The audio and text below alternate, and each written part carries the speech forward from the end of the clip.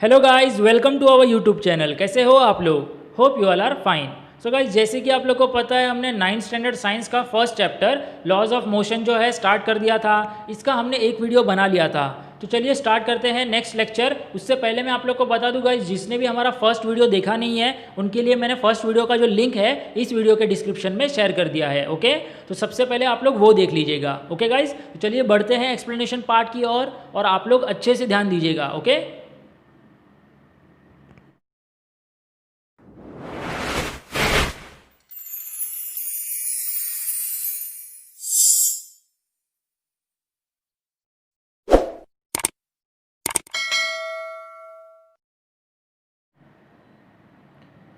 चलिए स्टार्ट करते हैं guys. Effect of speed and direction on velocity. किस तरह से वेलोसिटी के ऊपर स्पीड का और डायरेक्शन का इफेक्ट होता है, ये अभी हम लोग पढ़ने वाले। ओके, तो चलिए बढ़ते हैं explain.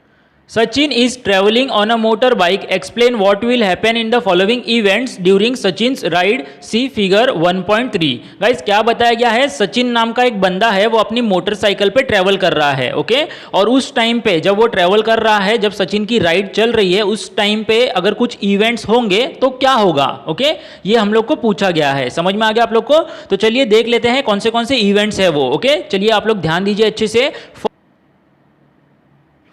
What will be the effect on the velocity of the motorcycle if its speed increases or decreases? Guys, एक कंडीशन क्या दिया गया है? अगर उस मोटरसाइकिल का स्पीड इंक्रीज होता है या डिक्रीज होता है तो वेलोसिटी पे उसका इफेक्ट क्या होगा, ये हम लोग को पता लगाना है। But its direction remain unchange, मतलब डायरेक्शन चेंज नहीं हुआ है, बट स्पीड जो है वो इंक्रीज हो रहा है और डिक्रीज हो रहा है। तो ऐसे टाइम पे वेलोसिटी का कंडीशन क्या होगा? ओके, ये हम लोग को पूछा गया है। समझ में आ गया आप लोग को? तो चलिए मैं आप लोग को आंसर बता देता हूं। The velocity of the motorcycle will increase if its speed increases. मतलब क्या होता है?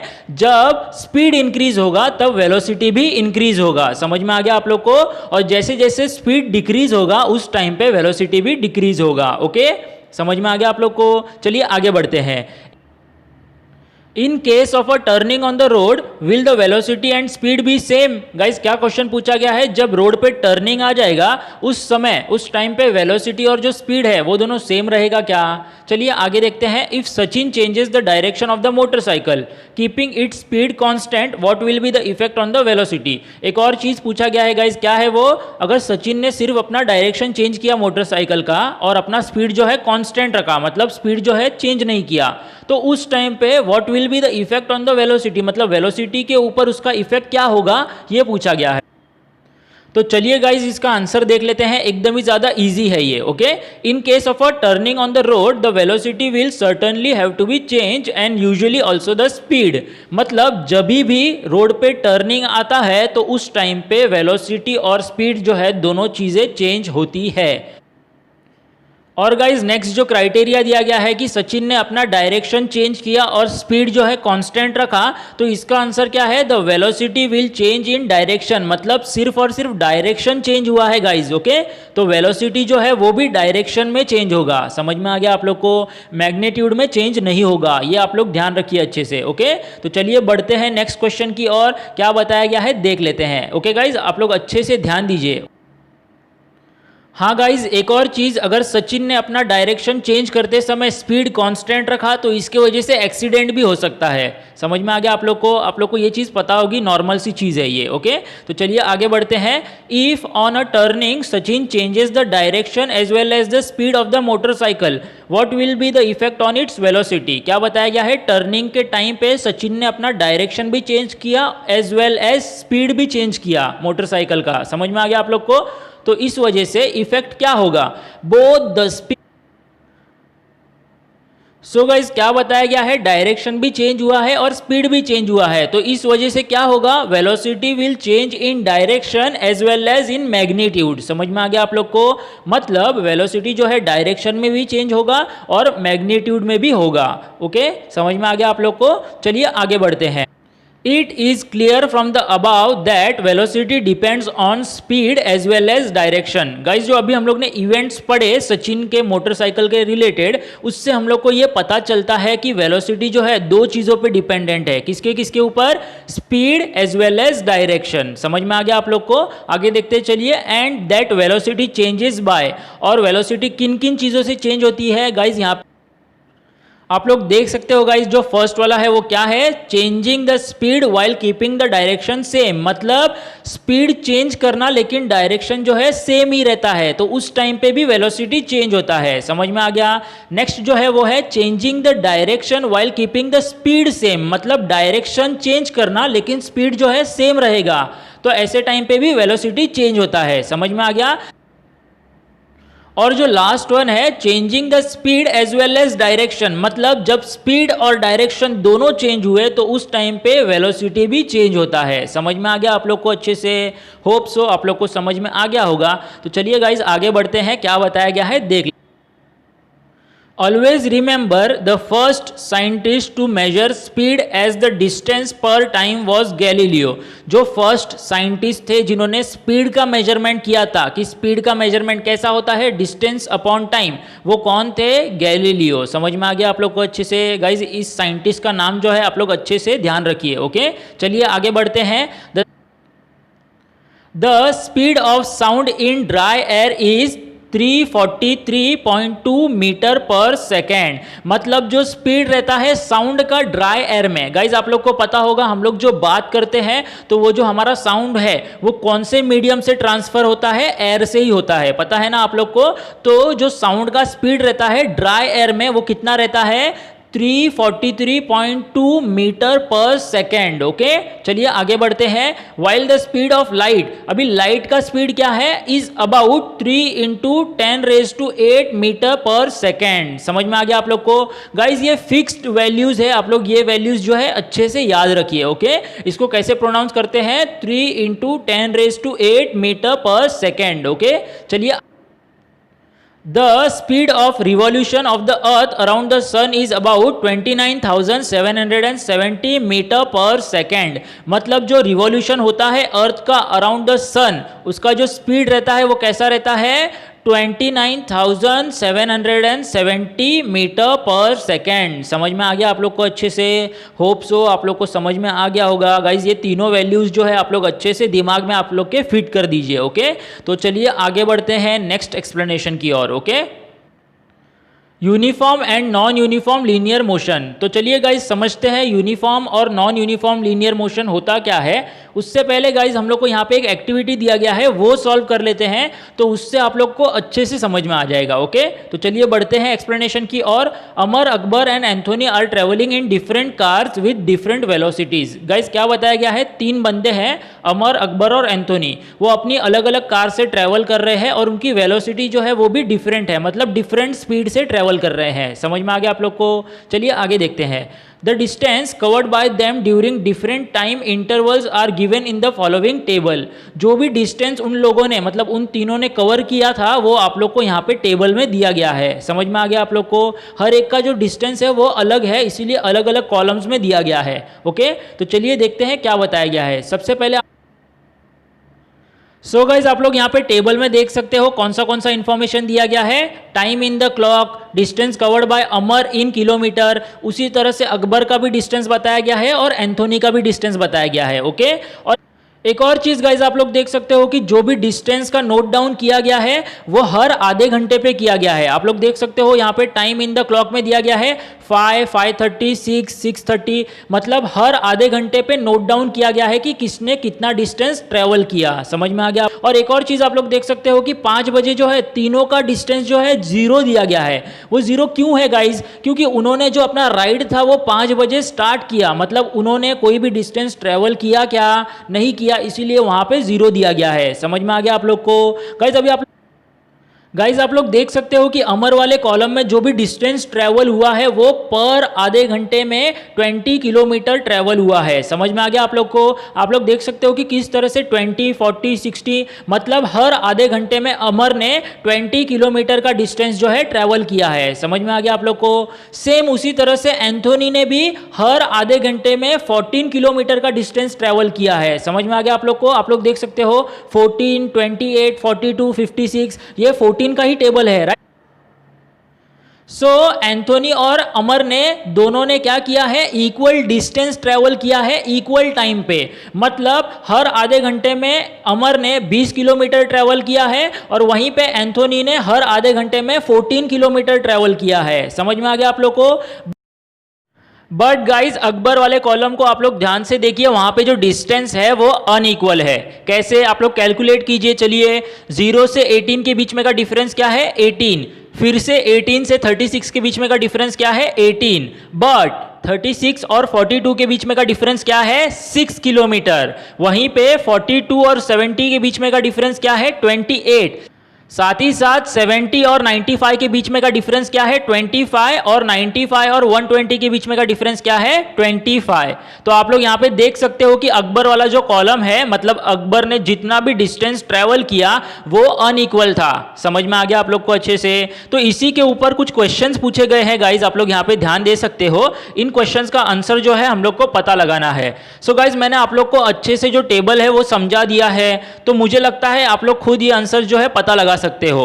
सो फटाफट आंसर पता लगाइए और फटाक से जो है कमेंट सेक्शन में लिख लीजिए। ओके गाइज, ये 4 ही क्वेश्चन है, मुझे पता है आप लोग सॉल्व कर सकते हो, तो आप लोग जल्दी से सॉल्व कर लीजिएगा। बट गाइज मैंने आप लोग को स्टार्टिंग में बताया था कि यूनिफॉर्म और नॉन यूनिफॉर्म लीनियर मोशन होता क्या है, ये हम लोग को समझ जाएगा इस एक्टिविटी से।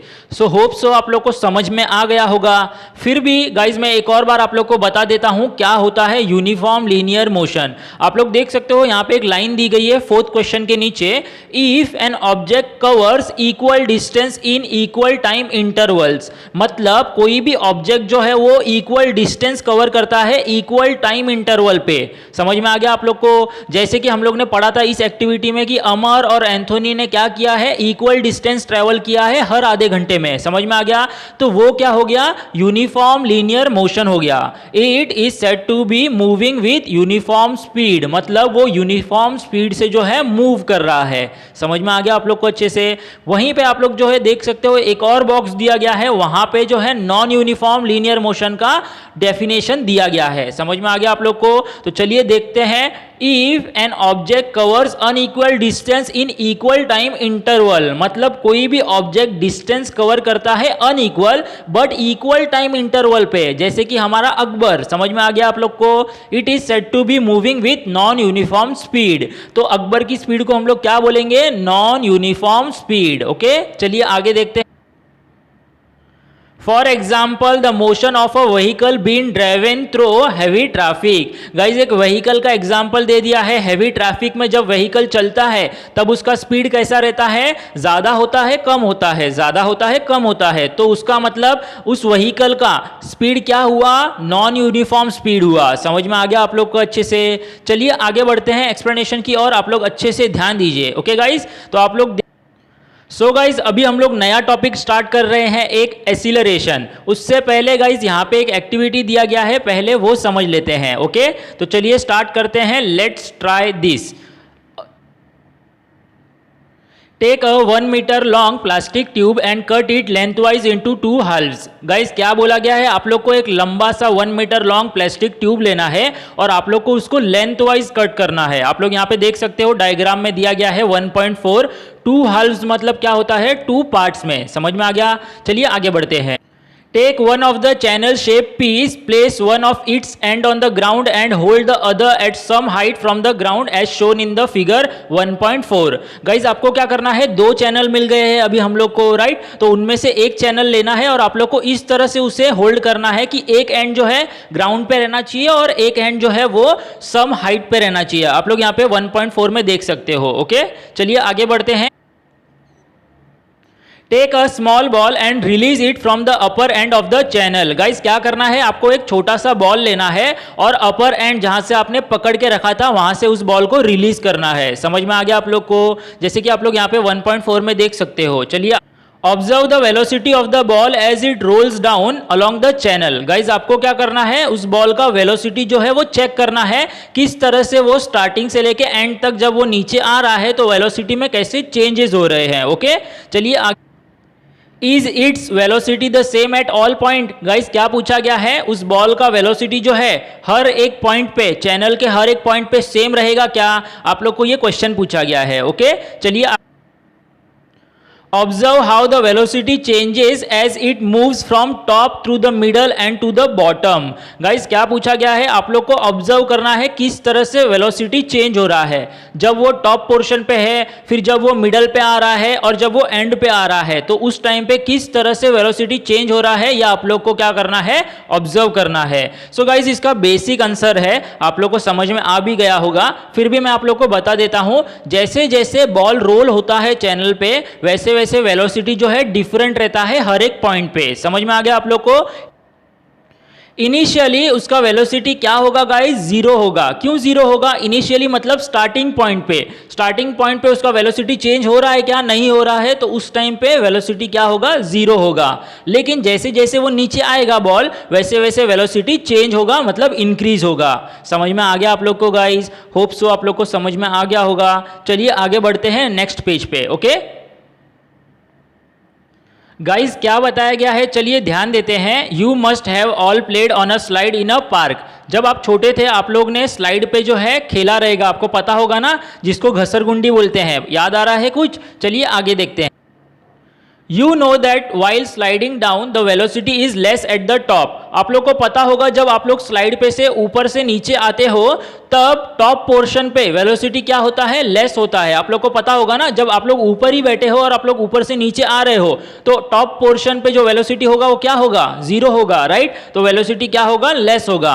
It increases in the middle. फिर जैसे जैसे आप लोग मिडल में आते हो वो वेलोसिटी जो है बढ़ता है and become zero towards the end. और जैसे ही आप लोग एंड की तरफ, मतलब जब नीचे आ जाते हो तो वेलोसिटी क्या हो जाता है, जीरो हो जाता है। समझ में आ गया आप लोग को? चलिए आगे देखते हैं।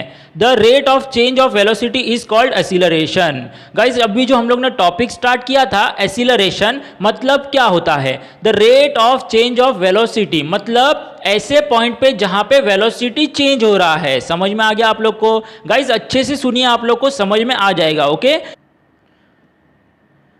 आप लोग को गाइस 3 पॉइंट्स बताता हूं जो कि आप लोग हमेशा याद रखिएगा। Okay, point number 1, acceleration is defined as the rate at which an object changes it velocity. मतलब एक्सीलरेशन क्या है, जब कोई ऑब्जेक्ट अपना वेलोसिटी चेंज करता है, किस पॉइंट पे करता है, उसको बोला जाता है एक्सीलरेशन। समझ में आ गया आप लोग को? नेक्स्ट जो पॉइंट है वो है an object is accelerating if it is changing its velocity. मतलब कोई भी ऑब्जेक्ट जो है अगर वेलोसिटी चेंज कर रहा है मतलब वो एक्सीलरेट हो रहा है। समझ में आ गया आप लोग को? और लास्ट पॉइंट जो है वो है acceleration means the speed is changing. Acceleration क्या होता है, इसका मतलब होता है स्पीड चेंज हो रहा है। ओके समझ में आ गया आप लोग को? चलिए आगे बढ़ते हैं। यहां पे आप लोग देख सकते हो गाइस, एक्सीलरेशन का फॉर्मूला दिया गया है, चेंज इन वेलोसिटी मतलब कौन सी जगह पे चेंज हुआ वेलोसिटी में, ओके, अपॉन टाइम, ये उसका फॉर्मूला है गाइस, आप लोग अच्छे से याद रखिएगा। Okay, if the initial velocity is u and in time t it changes to the final velocity v। Guys क्या बताया गया है, अगर इनिशियल वेलोसिटी u है और वो टाइम t में चेंज हो रहा है, और किस में चेंज हो रहा है, ये फाइनल वेलोसिटी में। समझ में आ गया? फाइनल वेलोसिटी को क्या बोला गया है, v। तो हम लोग एक्सीलरेशन का फॉर्मूला किस, acceleration is equal to a equal to final velocity minus initial velocity upon time. Guys हम लोग को पता है एक्सीलरेशन का फॉर्मूला क्या है, चेंज इन वेलोसिटी। अभी हम लोग को पता कैसे चलेगा कि चेंज कितना हुआ है वेलोसिटी में, तो उसका भी एक क्राइटेरिया है। आप लोग यहाँ पे ध्यान दीजिए, फाइनल वेलोसिटी में से अगर हम लोग इनिशियल वेलोसिटी माइनस कर देंगे तो हम लोग को पता चल जाएगा कि चेंज कितना हुआ है वेलोसिटी में, राइट, अपॉन टाइम, जो कि फॉर्मूला ही है, राइट। आप लोग को समझ में आ गया? तो इसी को हम लोग शॉर्ट फॉर्म में कैसे लिख सकते सकते हैं a इज इक्वल टू, हम लोग ने यहाँ पे ऊपर ही लिया था गाइज, आप लोग को पता है इनिशियल वेलोसिटी को हमने u लिया था और फाइनल वेलोसिटी को हमने v लिया था, राइट। तो फॉर्मूला क्या बोल रहा है, a is equal to final velocity minus initial velocity, मतलब v minus u upon time. समझ में आ गया आप लोग को अच्छे से?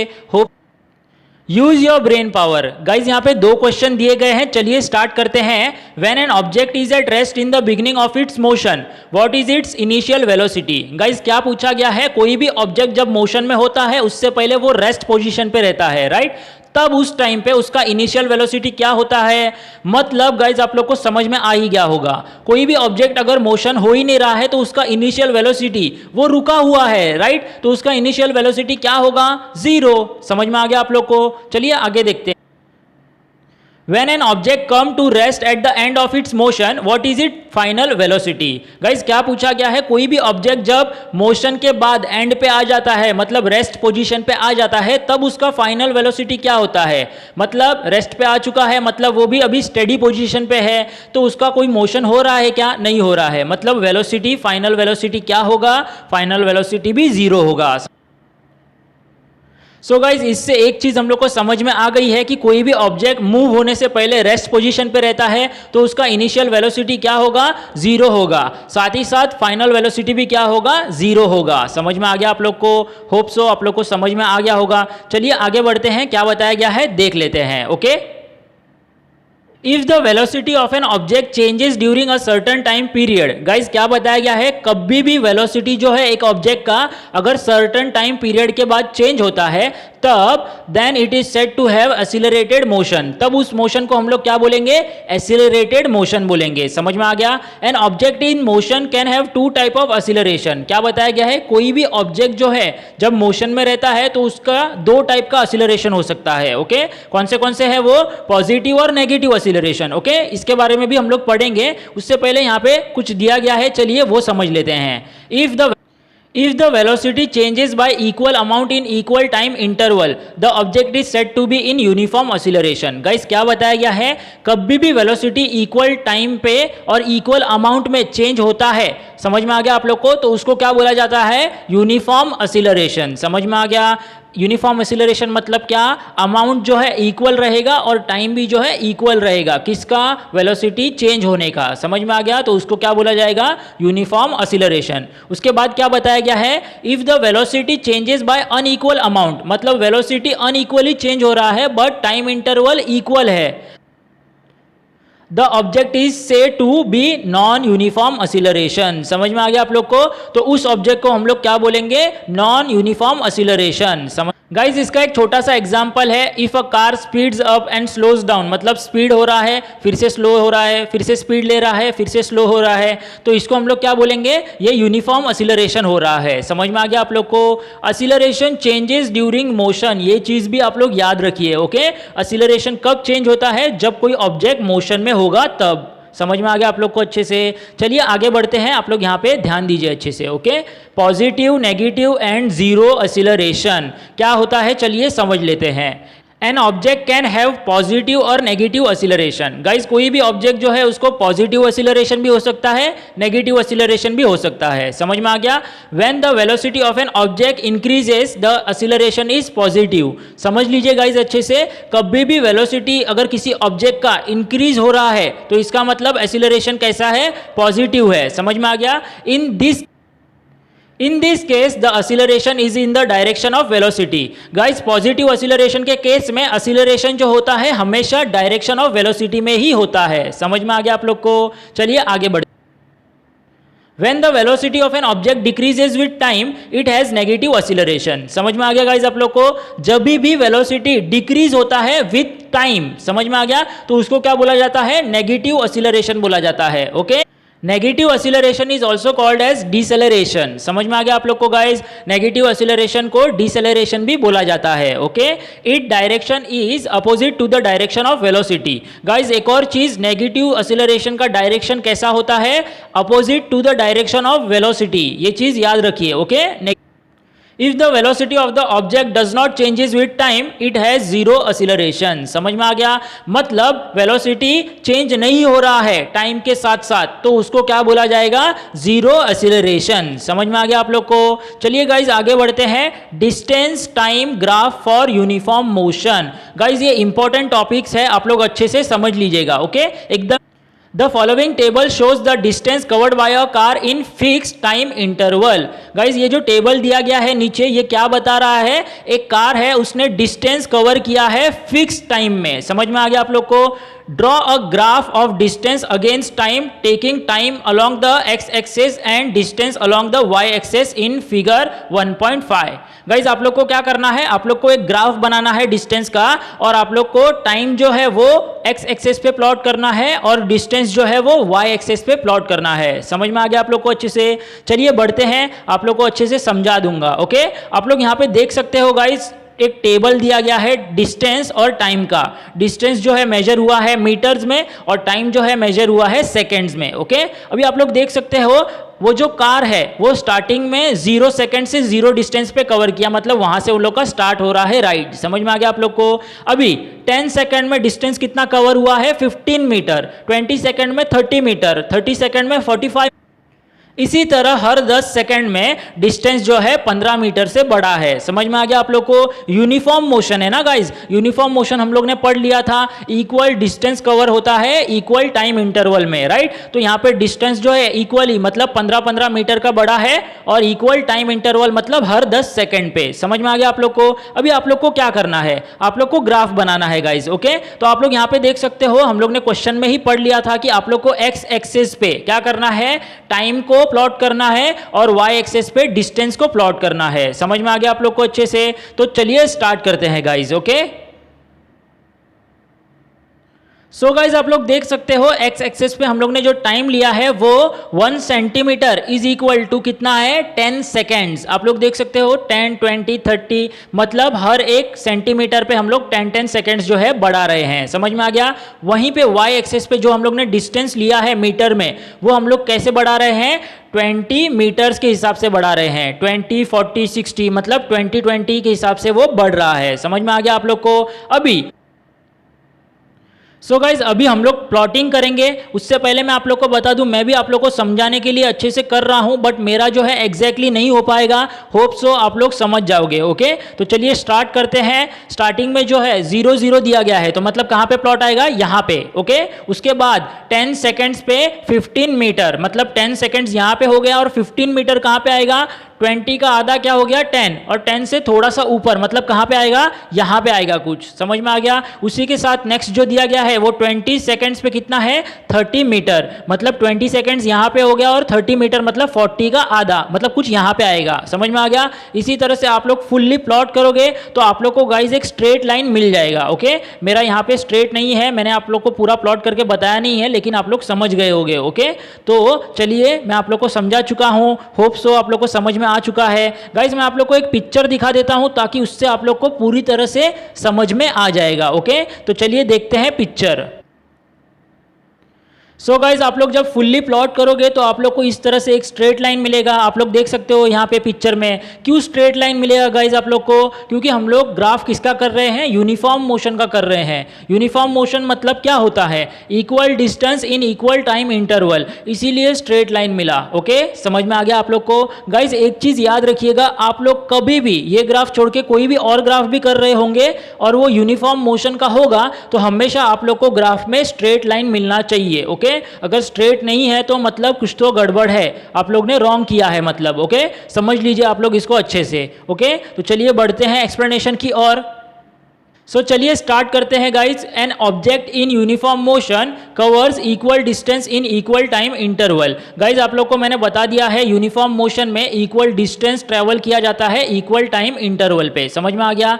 दस the graph between distance and time is a straight line, इसीलिए हम लोग को जो ग्राफ मिला वो क्या मिला, स्ट्रेट लाइन मिला। समझ में आ गया आप लोग को। चलिए आगे बढ़।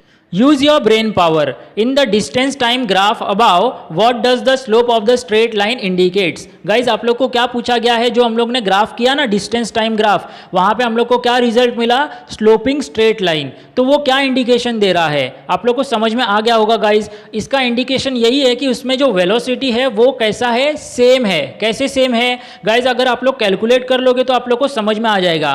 वेलोसिटी का फॉर्मूला क्या है, डिस्प्लेसमेंट अपॉन टाइम। तो डिस्प्लेसमेंट हमारे पास क्या था, जो डिस्टेंस था वही, मतलब जो मीटर में डिस्टेंस था, और टाइम क्या था, सेकेंड्स में। गाइज अगर आप लोग उसको प्रॉपरली डिवाइड करोगे फॉर्मूला के हिसाब से तो आप लोग को एक आंसर मिलेगा, वो क्या होगा, 1.5 मीटर पर सेकेंड। आप लोग चाहिए तो कैलकुलेट करके देख लीजिएगा। ओके गाइज, समझ में आ गया आप लोग को। चलिए नेक्स्ट टॉपिक जो है,